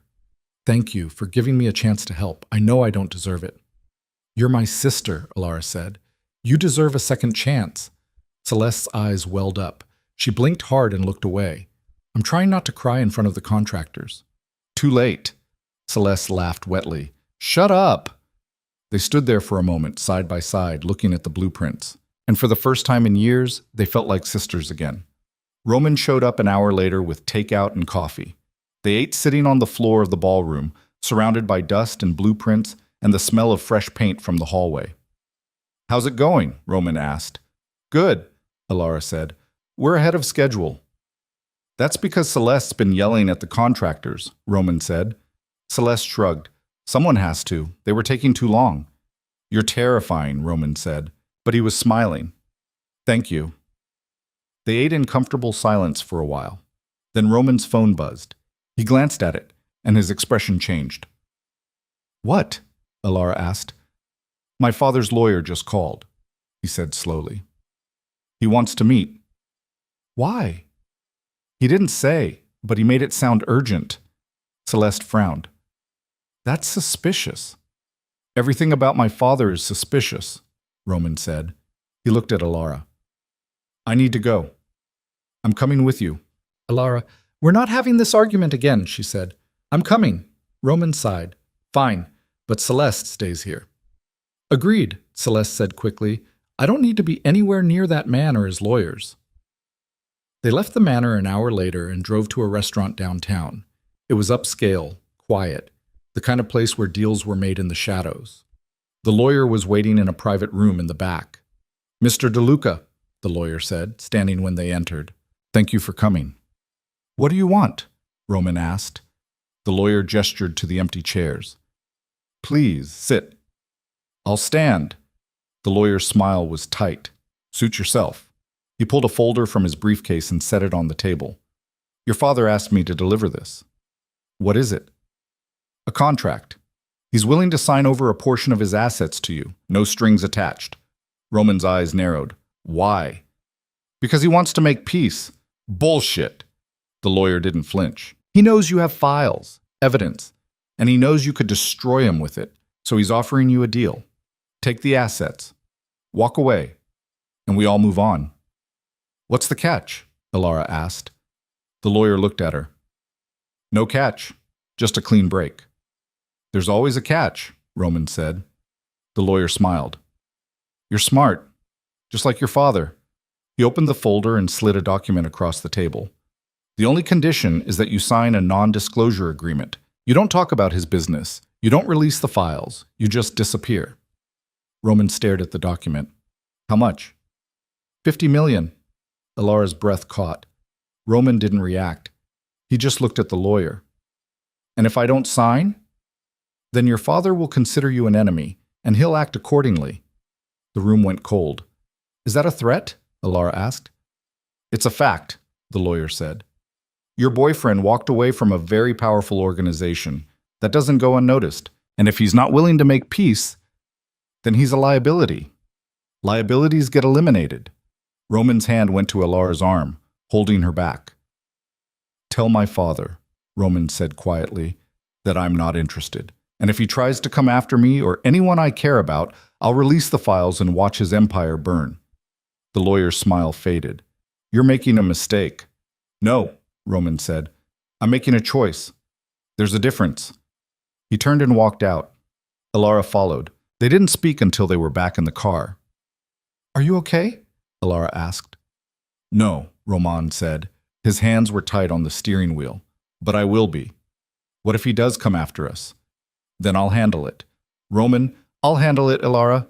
His voice was firm. I promise. She wanted to believe him, but the fear in her chest wouldn't fade. They drove back to the manor in silence. When they pulled up, Celeste was waiting on the front steps, her face pale. What happened? She asked as soon as they got out of the car. Roman's father tried to buy him off, Alara said. He didn't take it. Celeste's eyes widened. How much? 50 million. And you turned it down? Celeste looked at Roman like he'd lost his mind. Why? Because taking it would mean letting him control me, Roman said, and I'm done being controlled. Celeste shook her head. You're insane. Probably. What happens now? Roman's jaw tightened. Now we wait, and we prepare. Prepare for what? For whatever comes next. What came next arrived 3 days later at 2 a.m. Alara woke to the sound of breaking glass. She sat up fast, her heart already pounding, and reached for Roman. His side of the bed was empty. She heard voices downstairs shouting, then a crash that made the whole penthouse shake. Alara grabbed her phone and ran to the door. Celeste was already in the hallway, eyes wide, hair tangled. What's happening? Celeste whispered. I don't know. They crept toward the stairs. The shouting got louder, Roman's voice hard and furious. And another voice Alara recognized. His father's lawyer. You had your chance, the lawyer was saying. Mr. DeLuca gave you an opportunity to walk away clean. You refused, so now we do this the hard way. Get out of my home, Roman said. This isn't your home anymore. Your father's taking it back, along with everything else you think you own. He can try, the lawyer laughed. He doesn't have to try. He already has. Check your accounts, Roman. They're frozen. Your assets? Seized. Your connections? Gone. Your father's making sure everyone knows you're finished. Alara's blood ran cold. She looked at Celeste, whose face had gone white. He can't do that, Celeste breathed. Apparently he can, Alara whispered back. Roman's voice cut through the room like a knife. Tell my father he just made the biggest mistake of his life. Really? Because from where I'm standing, you're the one who made the mistake. You chose her over your family, and now you're going to lose everything. I already have everything that matters. Sentimental garbage. You sound weak. Get out. Not until you understand something, the lawyer said. His voice dropped lower, colder. Your father doesn't just want you broken. He wants you destroyed. He wants everyone to see what happens when someone betrays him. So here's what's going to happen. Tomorrow morning, federal agents are going to show up at your door. They're going to arrest you on charges of racketeering, money laundering, and conspiracy to commit murder. Your father's been building a case for months, and now that you've severed ties, he's pulling the trigger. The silence that followed was deafening. You're lying, Roman said quietly. Am I? Check the news tomorrow. See for yourself. If my father tries to frame me, I'll release the files. Go ahead, the lawyer said. By the time those files see daylight, you'll be in federal custody, and your father will have already moved his operations offshore. You'll take the fall for everything, and he'll walk away clean. Alara's hands were shaking. She looked at Celeste, who looked like she might be sick. Roman, Alara called out, her voice cracking. The talking stopped. Footsteps. Then Roman appeared at the bottom of the stairs, his face hard and bloodless. Behind him, the lawyer stood in the doorway, smiling. You should have taken the deal, the lawyer said. Then he turned and left. The door slammed shut. Roman stood there for a long moment, not moving. Then he walked to the window and stared out at the city. Alara came down the stairs slowly. Roman. He's not bluffing, Roman said. His voice was flat, empty. My father's been planning this. I should have seen it coming. What do we do? You leave, he said. Both of you. Take whatever you need and go to the manor. Stay there. Don't come back. I'm not leaving you. Yes, you are. No, Alara said firmly. I'm not. Roman turned to face her. His eyes were dark, hollowed out. If you stay, you'll go down with me. My father will make sure of it. He'll connect you to everything, frame you as an accomplice. You'll lose everything. I don't care. Yes, you do. I care about you more, Alara said. Her voice shook, but she didn't look away. So I'm staying, and we're going to figure this out, together. Roman stared at her. Then he crossed the room, pulled her into his arms, and held on like she was the only thing keeping him upright. I'm sorry, he said into her hair. I should have protected you better. You did protect me. You still are. Not well enough. Roman. She pulled back and looked at him. What do we do? He was quiet for a long moment. Then he said, We fight back. How? By doing what my father doesn't expect.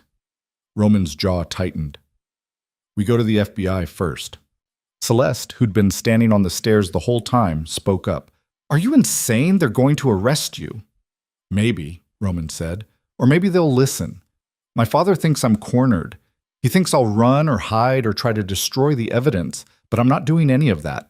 I'm walking in with everything I have and making a deal. What kind of deal? Alara asked.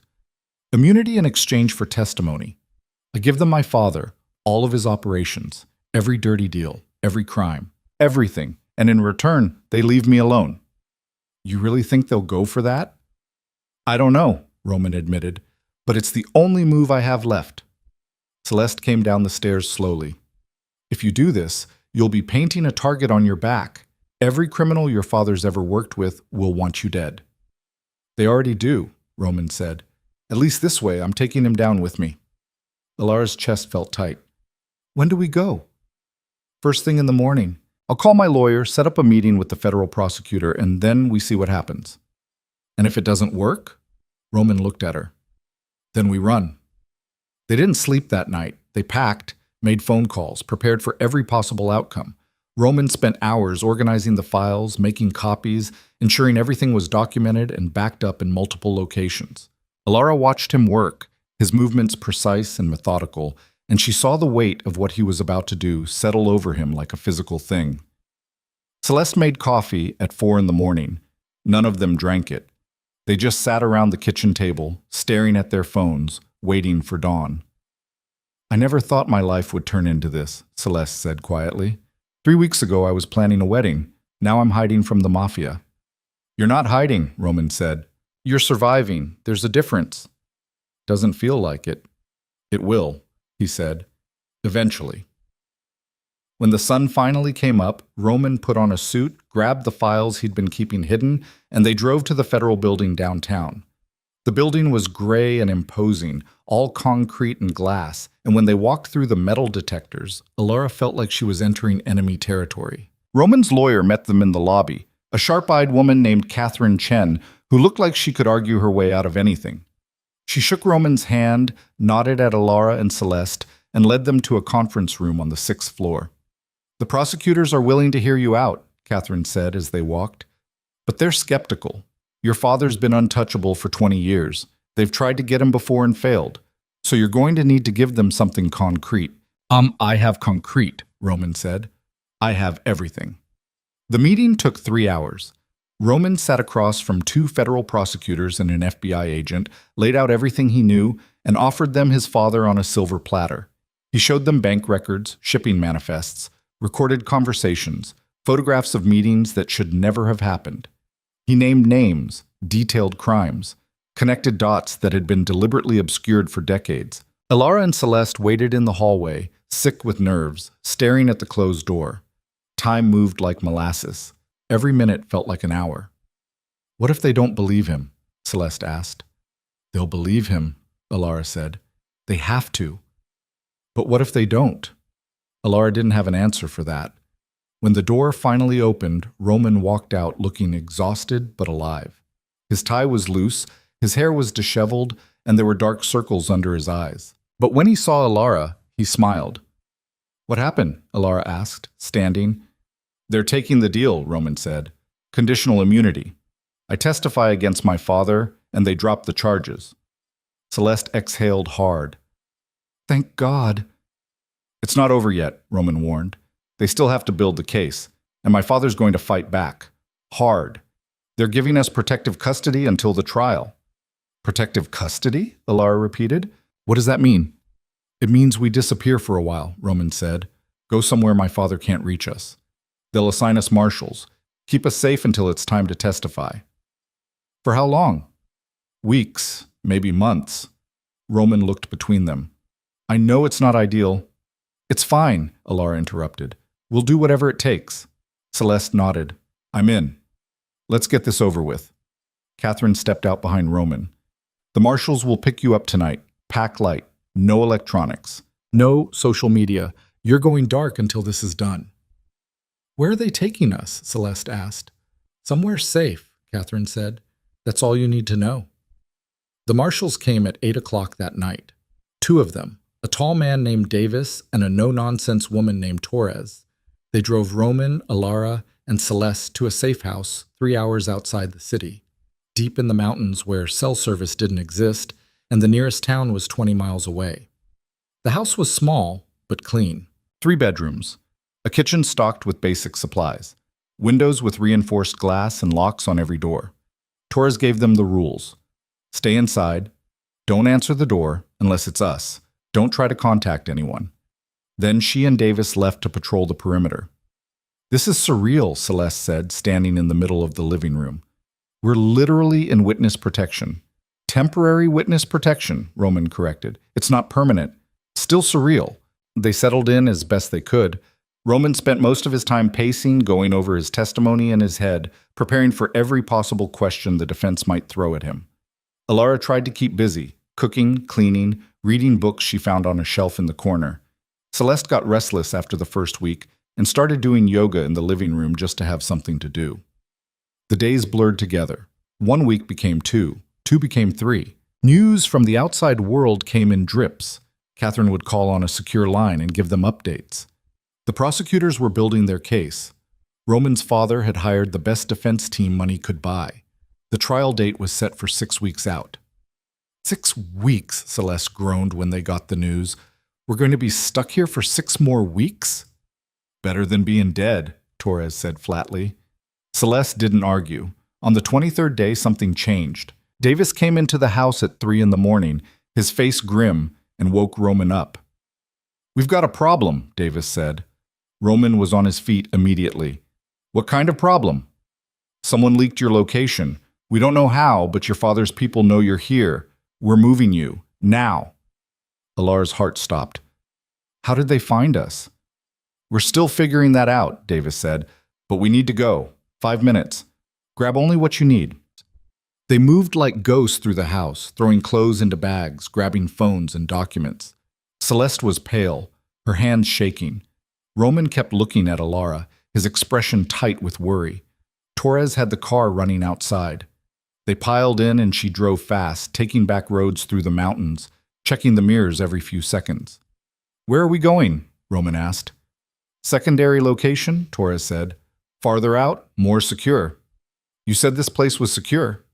It was, until someone talked. Roman's jaw clenched. Who? We don't know yet, but we'll find out. They drove for 2 hours, deep into the wilderness, until they reached a second safe house that was even more isolated than the first. This one was a cabin, old and weathered, surrounded by nothing but trees and silence. This is it? Celeste asked, staring at the cabin. This is it, Davis said. No one knows about this place except us and 2 other people. You'll be safe here. They moved inside. The cabin was small. 2 bedrooms, 1 bathroom, a kitchen with a wood-burning stove. It smelled like dust and old wood, but it was warm and dry. How long do we have to stay here? Alara asked. Until the trial, Torres said. 4 more weeks. Then you testify, and this is over. 4 more weeks felt like forever, but they made it work. Roman chopped wood for the stove. Celeste cooked meals that were surprisingly good given the limited ingredients. Alara kept everyone sane by finding small ways to pass the time, card games, books, long conversations that stretched late into the night. and slowly, something shifted between them. The fear didn't disappear, but it became manageable. They stopped jumping at every sound. They started sleeping through the night. They started believing this might actually work. On the 37th day, Catherine called with news. "The trial starts tomorrow," she said. "Roman, you're up first. We'll have you transported to the courthouse in the morning, full security detail. You'll testify for 2 days, maybe 3. Then it's in the jury's hands." Roman's face was unreadable. "Okay. Are you ready?" "As ready as I'll ever be." That night, Ilara couldn't sleep. She lay in bed beside Roman, listening to him breathe, and felt the weight of everything pressing down on her chest. "You awake?" she whispered. "Yeah." "Are you scared?" Roman was quiet for a moment. "Terrified." "Me too." He turned to face her. Even in the dark, she could see the outline of his face, the tension in his jaw. "If something goes wrong tomorrow, nothing's going to go wrong. But if it does," he continued, "I need you to know something. Everything I did, walking away from my father, choosing you, all of it, I don't regret any of it. Even if it all falls apart tomorrow, I don't regret it."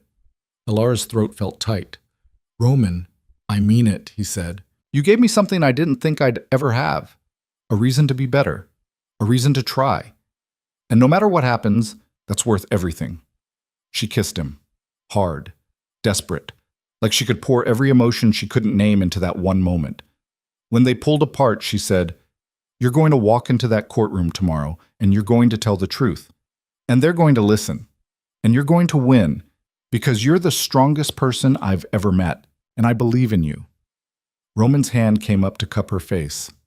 "I love you. I love you too." They held each other until dawn. The trial was a spectacle. News cameras lined the courthouse steps. Reporters shouted questions. Security was everywhere. Metal detectors, armed guards, federal marshals forming a human wall around Roman as they escorted him inside.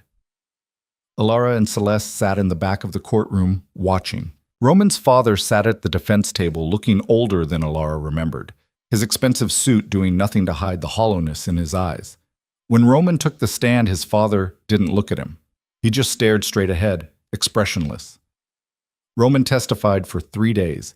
He detailed every crime his father had committed, every deal he'd made, every person he'd hurt. The defense lawyers tore into him, called him a traitor and a liar, tried to paint him as worse than his father. But Roman didn't flinch. He answered every question with brutal honesty, his voice steady, his eyes clear. On the 3rd day, the prosecution rested. The defense put up a fight, called character witnesses, tried to discredit Roman's testimony. But the evidence was overwhelming. Bank records, recorded conversations, documents that proved everything Roman had said was true. The jury deliberated for 2 days. Ilara barely ate, barely slept. She sat in the hotel room the marshals had put them in, staring at the TV, waiting for news. When the verdict finally came, it felt like the world stopped. Guilty on all counts. Roman's father was sentenced to 30 years in federal prison with no possibility of parole. Ilara watched it happen on live television, watched the marshals lead him away in handcuffs, watched Roman sitting at the prosecutor's table, his face blank, his shoulders rigid. When it was over, Catherine called. "It's done. You're free to go." Ilara exhaled for what felt like the first time in weeks. "Thank you." "Thank Roman," Catherine said. "He's the one who did this." They met Roman outside the courthouse. He looked exhausted, drained in a way that went deeper than physical tiredness. When he saw Ilara, something in his expression cracked. She ran to him. He caught her, held her tight, and for a long moment neither of them said anything. "It's over," she whispered. "Yeah," he said. His voice was hoarse. "It is." Celeste walked up, her eyes red. "You did it." Roman nodded. "We did it." "What happens now?" Celeste asked. Roman looked at both of them. "Now we go home, and we figure out what comes next." Going home felt strange. The penthouse was exactly as they'd left it, clean, empty, untouched. But it felt different somehow, like it belonged to a different version of them. Roman stood in the living room looking around, and Ilara could see him processing everything. "You okay?" she asked. I don't know, he admitted. I spent 15 years in my father's world, and now it's just gone. I don't know who I am without it. You're Roman, Ilara said simply. The man who chose to do the right thing even when it cost him everything. That's who you are. He looked at her. Is that enough? It's more than enough. He pulled her close, and they stood there for a long time, just holding each other. Over the next few weeks, they started rebuilding. The manor renovation continued. Celeste threw herself into the project with renewed energy, hiring staff, booking events, turning the estate into something real. Roman started consulting, advising companies on security, using his knowledge of organized crime to help legitimate businesses protect themselves. It was strange work for him at first, being on the other side, but he was good at it. And Ilara took over the Obsidian Room. Roman had bought it quietly during the trial, and when everything settled, he handed her the keys. It's yours, he said. Do whatever you want with it. She transformed it slowly, cleaned out the darkness, fired the staff who'd been complicit in illegal dealings, hired new people, good people who wanted honest work. She turned it into a legitimate club, exclusive and high-end, a place where the city's elite came to network and celebrate without looking over their shoulders. It was hard work, exhausting, but it was hers. 3 months after the trial, Ilara stood behind the bar at the Obsidian Room, watching the crowd. The place was packed. Live music played in the corner. People laughed and talked and drank expensive cocktails. Roman walked in at 10 o'clock, still dressed in his suit from work. When he saw her, he smiled. A real smile, warm and unguarded. Busy night, he said, sliding onto a bar stool. Every night's busy now, Ilara said, pouring him a drink. Turns out people like coming to a place that isn't run by criminals. Who knew? She laughed. How was your day? Long, but good. He took a sip of his drink. I signed 2 new clients, both Fortune 500 companies. Looks like this consulting thing might actually work out. I'm proud of you. I'm proud of you too. He looked around the club. You turned this place into something incredible. We're a good team. Yeah, he said. We are. Later that night, after the club closed and the staff went home, Roman and Ilara sat alone at a corner table. The lights were dim. The music had stopped. It was just them and the quiet. I've been thinking, Roman said. About what? About us. About what we've built. He reached into his pocket and pulled out a small black box. Ilara's breath caught. I'm not good at speeches, Roman said, and I'm probably doing this wrong, but I don't care. He opened the box. Inside was a ring, simple, elegant, a single diamond set in white gold. I want to build a life with you, a real one, not in the shadows, not hiding, just us, together. Will you marry me? Ilara's eyes burned. She looked at him, at this man who'd walked into her life like a storm, who'd given her everything, who'd chosen her over his entire world. Yes, she said. Yes, I'll marry me. Roman's smile was blinding. He slipped the ring onto her finger, pulled her into his arms, and kissed her like they had all the time in the world. When they finally pulled apart, Celeste was standing in the doorway, grinning. I knew it, she said.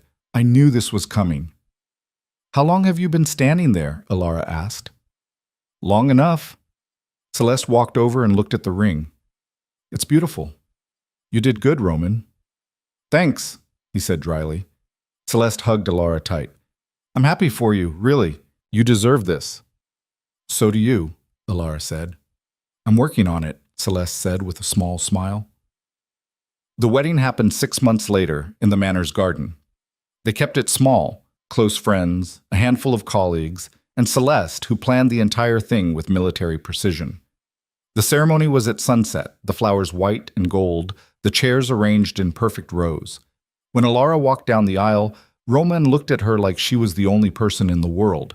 His eyes were bright, his smile was soft, and when she reached him, he took her hand and held it like he'd never let go. They exchanged vows they'd written themselves, simple promises, to love each other, to support each other, to keep choosing each other every single day. When the officiant pronounced them married and Roman kissed her, the small crowd erupted in applause. Celeste was crying. Even Catherine, Roman's lawyer, wiped her eyes. The reception was perfect. Dinner on the terrace under string lights.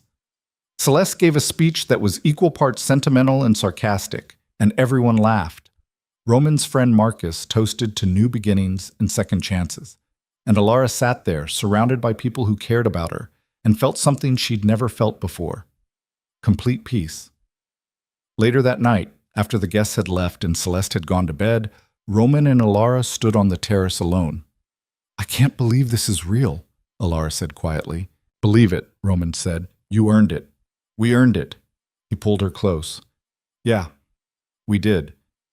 They stood there for a long time, not saying anything, just being. And Alara thought about the woman she used to be, the invisible sister, the forgotten daughter, the one everyone pitied.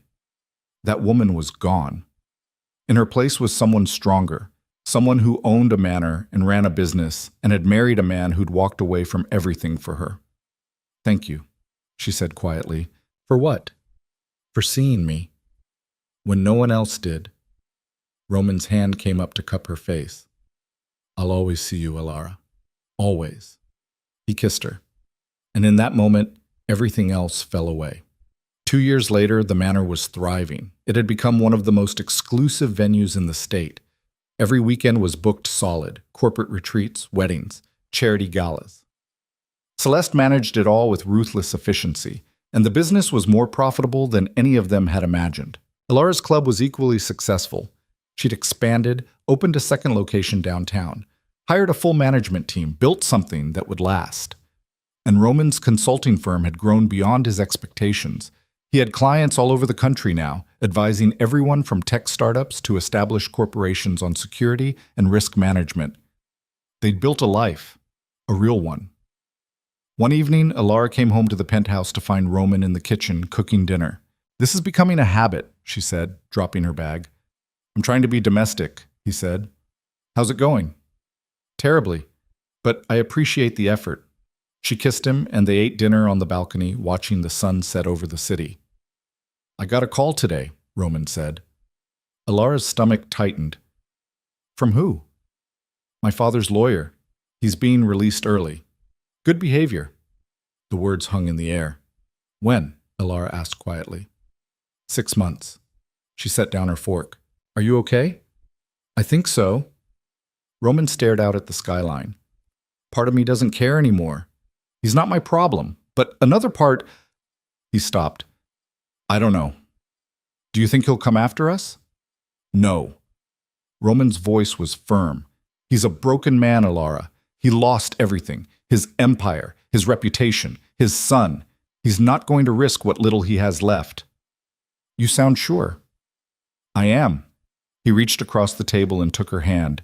"And even if he does try something, we'll handle it. We always do." She squeezed his hand. "Together. Always." 6 months passed. Roman's father was released on a gray Tuesday morning.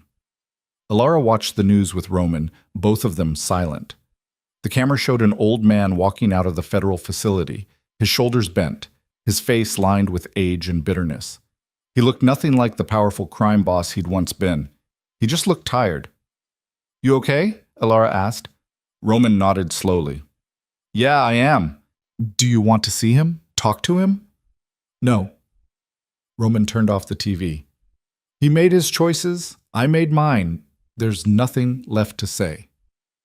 A week later, they received a letter. It was short, handwritten, addressed to Roman in shaky script. Roman read it in silence, his face unreadable. When he finished, he folded it carefully and set it on the table. "What does it say?" Alara asked. "He's moving to Florida, starting over. He wanted me to know he's leaving and won't be coming back." "Do you believe him?" "Yeah," Roman said quietly. "I do." He picked up the letter, walked to the fireplace, and dropped it in. They watched the paper curl and blacken, turning to ash. "It's really over," Alara said. "Yeah," Roman said. "It is." He pulled her close, and for a long moment they just stood there, holding each other, feeling the weight they'd carried for so long finally lift. 1 year later, Alara stood in the manor ballroom, watching another couple get married. The bride wore white lace. The groom couldn't stop smiling. 200 guests filled the space, and everything was perfect. Flowers, music, lighting, food. Celeste stood near the back with her tablet, making sure every detail went smoothly. She'd become one of the best event planners in the state, and she took pride in it. Roman was beside Alara, his hand warm in hers. "Still think about our wedding?" he asked quietly. "Every day," she said. "I liked it better than this." "Why?" "Because it was just us. Small, real." Kissed her temple. "Me too." After the ceremony, they walked through the manor gardens. The sun was setting, painting everything gold. The air smelled like roses and fresh-cut grass. "You ever think about what would have happened if you hadn't knocked that glass out of my hand?" Roman asked. Alara smiled. "All the time." "What do you think?" "I think you'd be dead, and I'd still be working 2 jobs and living in that tiny apartment. And Celeste would still be married to Julian. So basically, we saved each other." "Yeah," Alara said. "We did." They reached the edge of the property where the manicured lawn gave way to wild trees. Roman stopped and turned to face her. "I love you," he said, "in case I haven't said it today." "You have, but I don't mind hearing it again." "I love you," he repeated, "and I'm going to keep saying it every day for the rest of our lives." Alara's chest felt full. "Good, because I'm never getting tired of it." They kissed as the sun dipped below the horizon, and for a moment everything was perfect. Not flawless, not smooth, but perfect in the way real things are, messy and complicated and worth every struggle. When they walked back to the manor, Celeste was waiting on the terrace, 2 glasses of champagne in hand. "Took you long enough," she said, handing them each a glass. "I was starting to think you'd gotten lost." "Just talking," Alara said. "About what?" "How far we've come." Celeste smiled. It was a real smile, warm and genuine. "Pretty far, huh?" "Yeah," Alara said. "Pretty far." They clinked glasses and drank, watching the last of the sunlight fade. And as the stars began to appear overhead, Alara realized something. She wasn't afraid anymore. Not of the past, not of the future, not of being seen or heard or taking up space in the world.